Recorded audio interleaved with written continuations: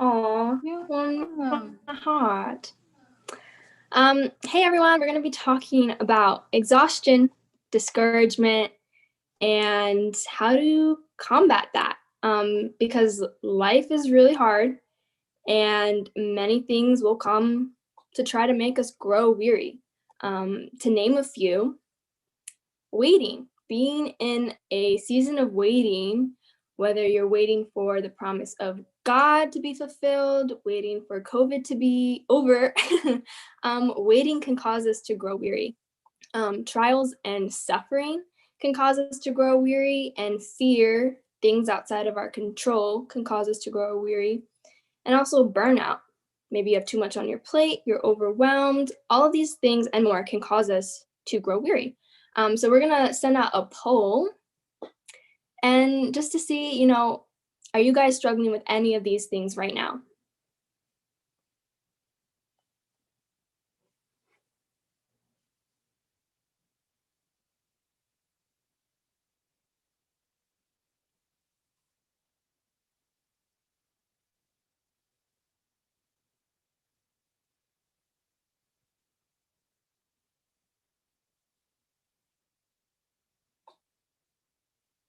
When we have them all, we can share the results.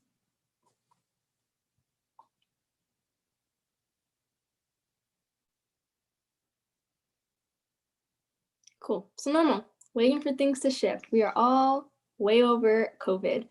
Burnout, fear, top ones. Yeah.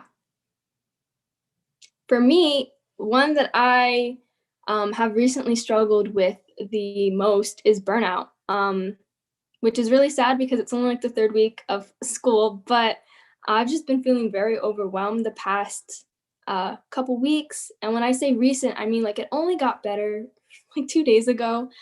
Just feeling very overwhelmed, swamped, felt like school was just dragging me around.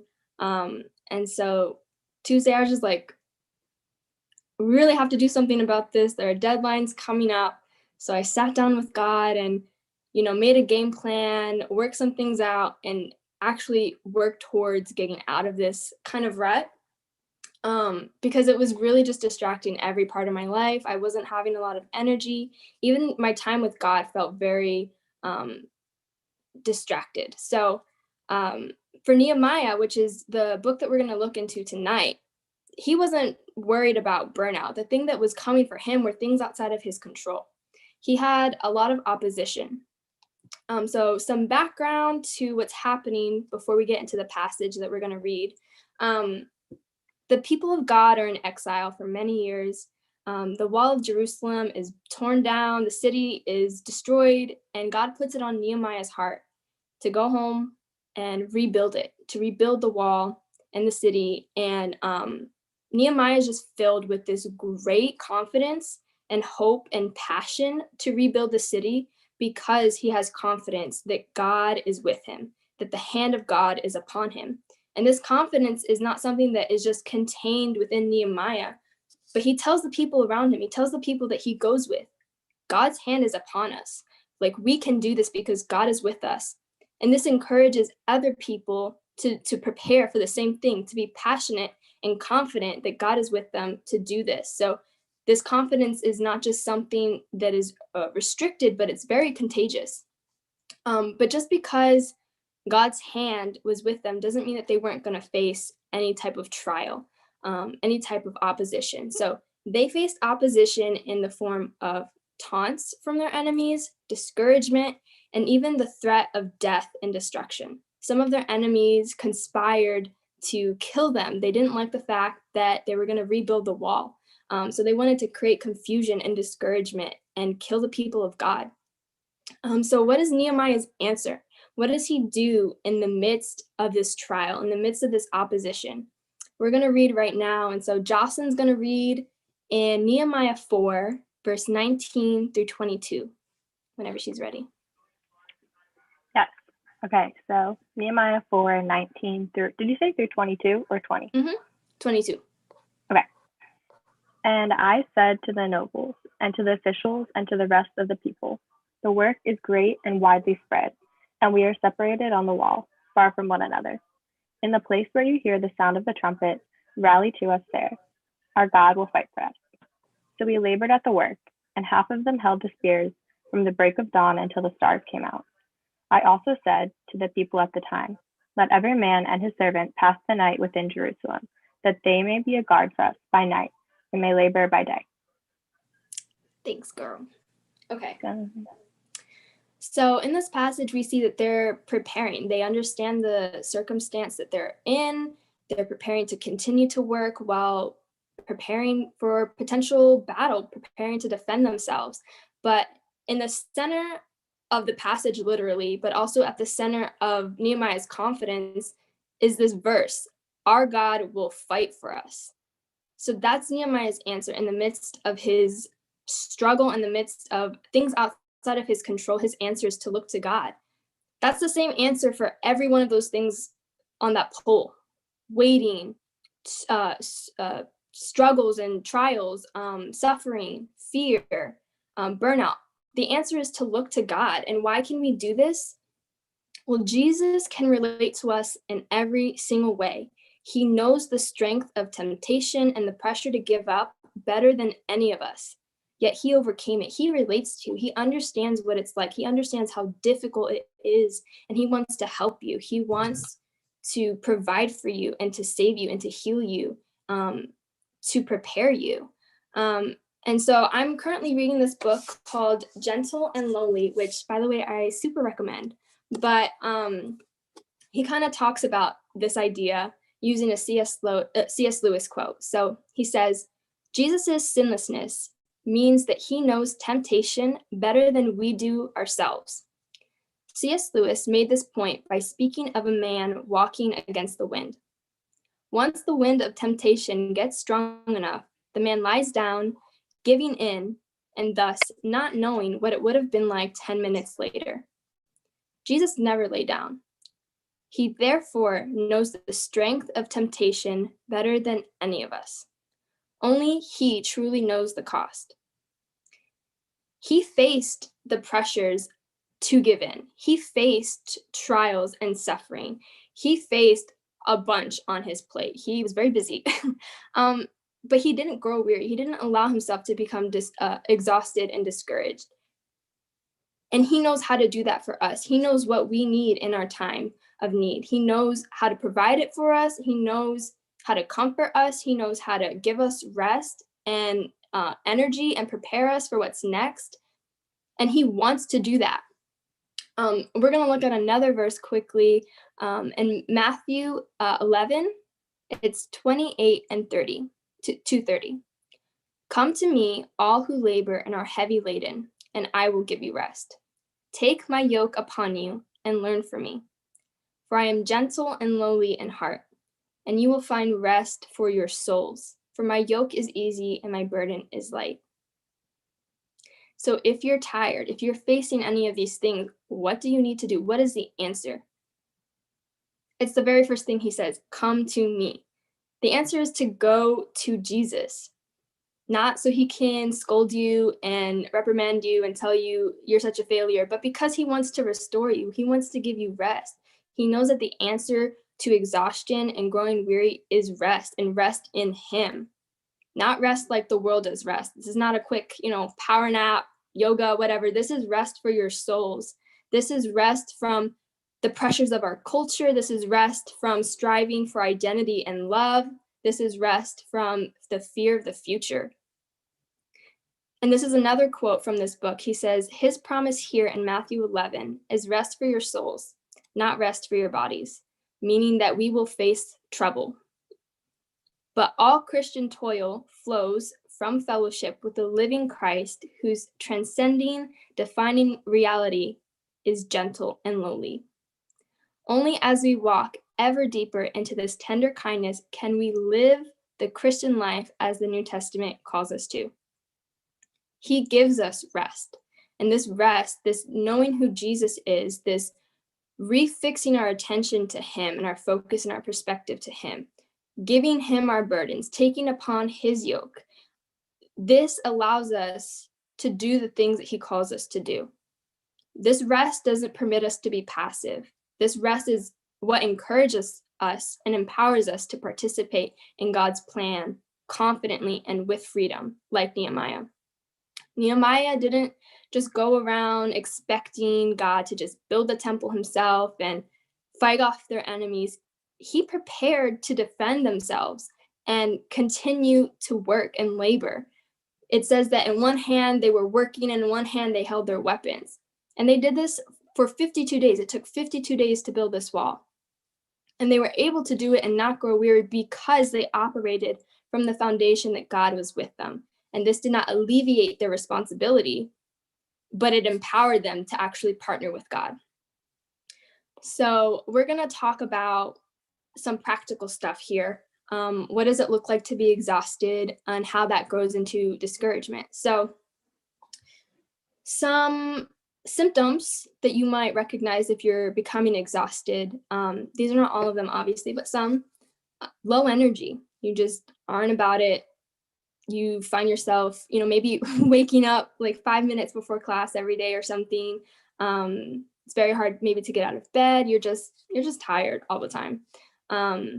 Maybe you struggle with procrastination and filling yourself with distractions, scrolling on Instagram a lot, waiting until the last minute to do things.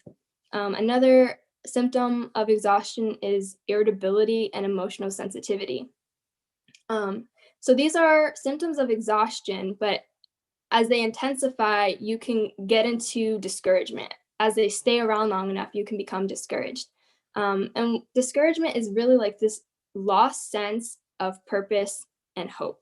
You kind of don't have direction anymore. You're just wallowing and you just don't have hope. And if you settle in discouragement long enough, what will happen is you will internalize it and you will allow yourself to become isolated. So you're now thinking, I'm not good enough. What's the point? Where am I going? I'm a failure. You're internalizing this. And because you don't have this energy, you're not really surrounding yourself with other people who can uplift you. And it's very easy now that, everything's remote. We're all stuck in the same four walls all day, every day. And so it's very easy to become isolated. Now, what happens when you're discouraged and you're isolated is that the temptation to sin is way stronger. There's less room for accountability. There's less room to just not sin. It just becomes way easier to sin. And you're also not living in divine purpose or partnership with God when you're stuck in discouragement. So we're going to talk about some practical tips of what to do when you face exhaustion and discouragement, because you will. The first step, and this is a step that you do now ahead of time, is to identify your red flags, identify the symptoms that you face when you're exhausted. Maybe it's some of these on this list, maybe there are completely different ones, maybe they're more specific, but some things, like I said, it's hard to get out of bed, or you're just waking up 5 minutes before class. Maybe it's with food, like maybe you're not eating enough, or maybe you're binge eating. Like, identify the specific things that you struggle with when you're starting to become exhausted. Note them down, write them down, and be aware of them. So that way, when they happen, you can say, whoa, something's wrong. I need to take a step back and I need to be intentional about rest. And so we're going to send out a second poll here that is basically just asking you what you like to do to rest, what helps you feel recharged. Yeah.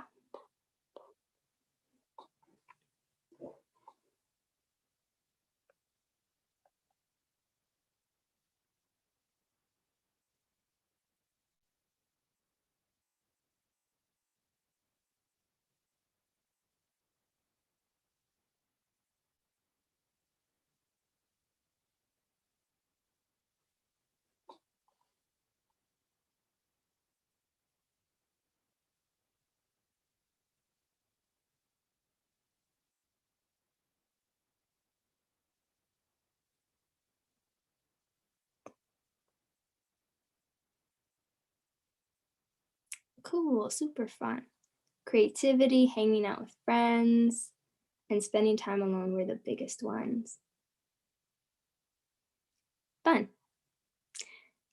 So yeah, it's very important to know what you like to do, what makes you feel like you recharged when you're done.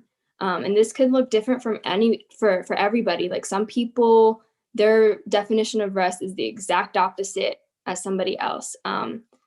Make note of what you like to do, whether it's painting or going out in nature or cooking or spending time with your friends and family, spending time alone, exercising. Maybe you really like puzzles. Maybe puzzles make you feel very tired and give you a headache. Like, note the things that make you feel tired and note the things that give you energy. And make time for those things. The same way that you put in your class times as a non-negotiable in your schedule, the same way that you put your time with God as a non-negotiable in your schedule, you should put your time of rest. Devote time where you're going to put your phone away. You're going to say, hey, this is my time to rest. And you're going to do the things that help you feel rested. And you're also going to spend time with God with no distractions. These things that were in the poll are not things that you necessarily do void of anything else, anybody else, void of God. You do them with God. You paint and you worship and you go out into nature and you're like, hey, God, that's a cool tree. I don't know. I haven't been in nature in a long time. So you do them with God, but you also are intentional about spending time in his word. Jesus is living water. And in Psalm 23, it talks about how he leads us to still waters and green pastures. And in the same way, like he leads us in this rest in his word. So it's so important that we are finding our rest in Jesus, finding our rest in his word, and making sure that we're consuming that and making that a priority. If we're not acting out of a place of rest, if we're not prioritizing that, we're going to burn out. And often we burn out because we're acting out of our own strength, not his strength. And time with God is what equals energy and direction and purpose. If you feel like you don't have purpose or direction or energy, spend time with God, like prioritize it. And sometimes it's hard, maybe you might just have to miss an assignment for once, or maybe you might just have to say no to your friends for once. Make sure that you're spending time with God, or you're not going to be able to do anything else well. Also, still spending time with God, but specifically, we should be praying and remembering God. This is something that Nehemiah did when they faced taunts and discouragement. Verse 9 says, in Judah it was said, the strength of those who bear the burdens is falling. There is too much rubble. By ourselves, we will not be able to rebuild the wall. And they're saying this because of the taunts of their enemies, and they've been doing this for many days now. And so Nehemiah says, and I looked and arose and said to the nobles and to the officials and to the rest of the people, do not be afraid of them. Remember the Lord, who is great and awesome, and fight for your brothers, your sons, your daughters, your wives, and your homes. When they are discouraged by the amount of work they had to do and the opposition they faced, Nehemiah encouraged them so that they could continue to do their work. But he did this by saying, remember God. That was his encouragement to them. Not, we're almost done. Not, you can do this if you just believe. Not any of that. He says, remember God. And with that right focus, they were refreshed to continue working. So in the same way, when we're feeling down, when we're feeling lost, when we're feeling hopeless, or like, man, there's just too much. There's too much I'm facing, my family, my schoolwork, my job. I don't even have time for myself. Like I'm so overwhelmed. Remember God. And also, like, we're meant to rest. It reminds us that God is in control and that we can trust him. We say, God, I know I have all these assignments due. I know that I have to pay the bills. I know that I have to do all of these things, and I'm not done with them. They don't just go away, because next week there's going to be more. There's going to be a new to-do list, but God, I trust that ultimately you're the one who's providing. You're the one who's protecting. So I can take the time to rest because I know that you're the one who's got me. So rest is our faith in action. And it points us forward to the ultimate rest that we find in him in eternity. Jesus rested. He often went away to secluded places. He went to mountains to pray to the Father. He woke up early before everybody else and he spent time with God to rest. If Jesus needed to do it, we definitely need to do it. And he was very busy. He still took time to rest. And when we don't take it seriously and we don't make intentional boundaries for our time to rest, if we just say yes to everybody for everything and we don't carve out that time, we will burn out. It's going to happen every single time.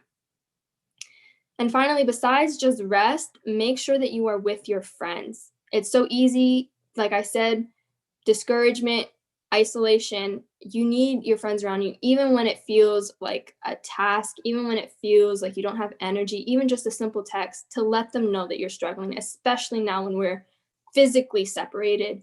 Just saying, hey, I'm feeling discouraged. Hey, I'm feeling overwhelmed. I just need prayer. I need encouragement, whatever. I want to shout out Olivia because recently when I've been struggling with just being tired or discouraged, she is always there to pray with me, always there to encourage me, to remind me about what God has said. And it just always encourages me to keep moving forward and reminds me, puts me in right perspective of like, okay, this does have purpose. I can rest and I can do this because of God. So involve your friends and be a friend that's involved in your friends' lives. So to summarize, it's normal to become tired. It's going to happen. Life's hard. But we need rest regularly to get through, to not be tired, to get out of being tired. And we can only find true rest in Jesus, not in the ways that the world rests. We can only find true rest in Jesus. And Jesus equips us for action within our rest. So that's all I have. I know that we're